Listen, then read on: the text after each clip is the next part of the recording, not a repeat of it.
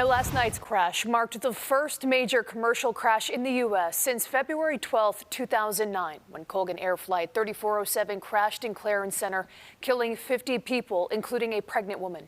Nearly 16 years later, families of the victims are going through anguish of another crash on U.S. soil. In fact, some of them reached out to us last night within an hour of the crash. Our team coverage begins tonight with our Marley Tuskus, who is live in Clarence Center. Marley. Well, Dave and Jordan, as you noted, just unimaginable for all of these families in the years since that crash. They have all come together to honor their loved ones who lost their lives that February night, including by fighting for safer flying conditions. Now they're left with ongoing grief after what happened last night.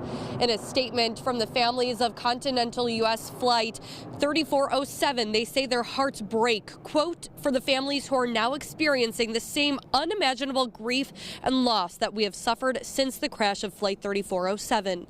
Jennifer West lost her husband Ernie the night of February 12, 2009.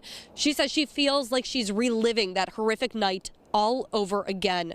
West tells us the first year after losing Ernie was extremely difficult, and she knows exactly what those families are facing and will soon have to deal with.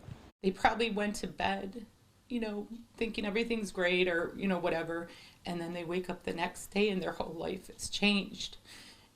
And it's just like that. And my heart breaks for them because I know what they're going to go through. And the only thing I can say is time does heal. Since 2009, the families of Flight 3407 have worked tirelessly to make flying safe, fighting for the passage of the Airline Safety and Federal Aviation Administration Extension Act of 2010. And then, of course, their continuous efforts to ensure pilots get the proper training and flight hours. West tells me that the families of Flight 3407 not only came together for that, but they also came together for one another, supporting each other during their time of grief. She says she's hopeful that these families who are dealing with last night's crash do the same. Reporting live in Clarence Center, Marley Tuskus, News 4.